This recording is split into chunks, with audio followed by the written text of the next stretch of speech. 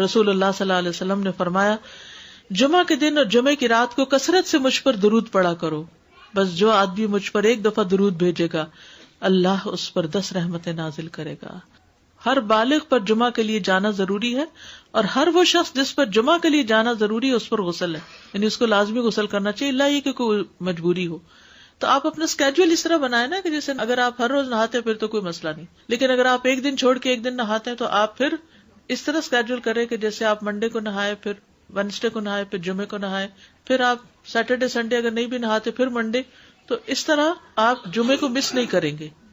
یہ نہیں کہ جمعرات کو نہا کے جمعہ کو چھوڑ دیا یا جمعہ چھوڑ کے ہفتے کو نہائے، ایسا نہیں کرنا چاہیے۔ علماء نے غسل کے حکم کے بارے میں اختلاف کیا، بعض تو کہتے ہیں یہ واجب ہے، یعنی فرض کے درجے میں ہے، اور جمہور علماء یہ کہتے ہیں کہ مستحب ہے، پسندیدہ ہے، افضل عمل ہے۔ حدیث میں آتا ہے جس نے جمعے کے دن وضو کیا اس نے اچھا کیا، اور جس نے غسل کیا تو یہ افضل ہے۔ صفائی میں مبالغہ ہوتی نا، ویکلی صفائی آپ کو کرنی ہوتی ہے، یعنی جیسے ناخن وغیرہ کاٹتے ہیں یا پھر اپنے زائد بال وغیرہ اتارتے ہیں، تو یہ سب چیزیں اگر جمعے کے دن ہو تو زیادہ بہتر ہے۔ نبی صلی اللہ علیہ وسلم نے فرمایا جو شخص جمعے کے دن اچھی طرح غسل کرے، اچھی طرح سنوار کر وضو کرے، اپنے بہترین لباس میں سے پہنے، یعنی جمعے کے دن باقی دنوں کی نسبت اچھا لباس پہنے، اللہ نے اس کی قسمت میں گھر والوں کی جو خوشبو لکھی ہو وہ لگا لے، یعنی گھر میں جو بھی خوشبو ہے، پھر جمعہ پڑھنے آئے تو لغو کام نہ کرے، 2 آدمیوں کے درمیان جدائی نہ کرے، یعنی 2 لوگ بیٹھے ان کے بیچ میں گھس کے بیٹھ جائے۔ اس جمعے اور دوسرے جمعے کے درمیان کے پورے ہفتے کے گناہ معاف کر دیے جاتے ہیں۔ پھر مسواک کرنا، جمعے کی سنتیں بتاتے ہوئے آپ نے فرمایا اور تم پر مسواک کرنا لازم ہے۔ اچھا لباس پہننا، نبی صلی اللہ علیہ وسلم نے فرمایا اگر ممکن ہو تو جمعہ کے لیے اپنے کام کاج کے کپڑوں کے علاوہ 2 کپڑے اور بنا رکھنے میں کیا حرج ہے، اسپیشل ڈریس رکھے جو جمعے کو ہی پہن لیں۔ خوشبو لگانا، یعنی خوشبو لگائے، حدیث میں آتا ہے چاہے وہ عورت کی خوشبو سے ہو، یعنی آپ کی اپنی نہیں، بیوی کی خوشبو پڑی ہو وہی لگا لو، لیکن لگاؤ۔ عمر بن دینار کہتے ہیں انہوں نے جابر رضی اللہ عنہ کو کہتے ہوئے سنا کہ ایک شخص جمعہ کے دن مسجد میں داخل ہوا اس حال میں کہ نبی صلی اللہ علیہ وسلم خطبہ دے رہے تھے، تو آپ نے فرمایا کیا تم نے نماز پڑھی؟ اس نے کہا نہیں، تو آپ نے فرمایا کھڑے ہو 2 رکعتیں پڑھو۔ اب یہ بڑا اہم مسئلہ ہے، مسجد میں داخل ہو چاہے خطبہ ہو رہا ہو 2 رکعت پڑھے بغیر نہ بیٹھو، ٹھیک ہے؟ اور یہ کیا ہے؟ دراصل تحیت المسجد، یہ جمعے کی سنتیں نہیں ہیں، یہ کیا ہے؟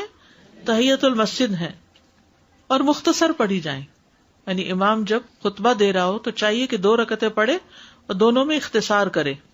نماز سے قبل ہلکا بنانے کی ممانعت، مثلا آپ جلدی چلے گئے تو یہ نہیں کہ ایک گروپ بنا کے آپس میں گپ شپ شروع کر دیں، نہیں، سیدھے ہی لائنوں میں بیٹھیے۔ انتظار کا وقت کیسے گزاریں گے؟ نفل پڑھ کے بیٹھ گئے، ذکر اذکار کریں، قبلے کی طرف رخ کر کے لائنوں میں بیٹھیں، ہلکا نہیں بنائیں، بیٹھ کے خرید و فروخت نہیں کریں، تاخیر سے آنے پہ گردنیں پھلانگ کے نہ آگے جائیں۔ رسول اللہ صلی اللہ علیہ وسلم نے فرمایا ٹیک لگا کے مت کھاؤ، یہ عام ایک ادب بتایا۔ مسجد میں کوئی جگہ مقرر نہ کرو کہ یہ میری جگہ ہے، آپ کیوں آج یہاں کھڑی ہو گئی، کہ تم اسی میں ہی نماز پڑھو۔ کچھ لوگ ہوتے ہیں نا آ کے مخصوص جگہ ہی پڑھتے ہیں، اگر کوئی اور وہاں ہو جائے ڈسٹرب ہو جاتے ہیں۔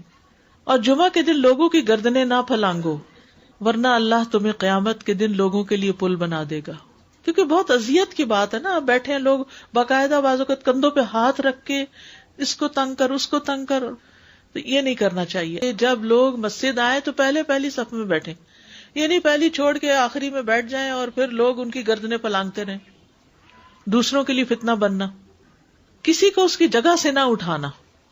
جابر رضی اللہ عنہ نبی صلی اللہ علیہ وسلم سے روایت کرتے ہیں، آپ نے فرمایا تم میں سے کوئی شخص جمعہ کے دن اپنے بھائی کو کھڑا نہ کرے کہ پھر دوسری طرف سے آ کر اس کی جگہ پہ خود بیٹھ جائے، بلکہ جو آئے وہ کہے جگہ کشادہ کرو، ہمارے لیے بھی جگہ بناؤ، یہ کہے۔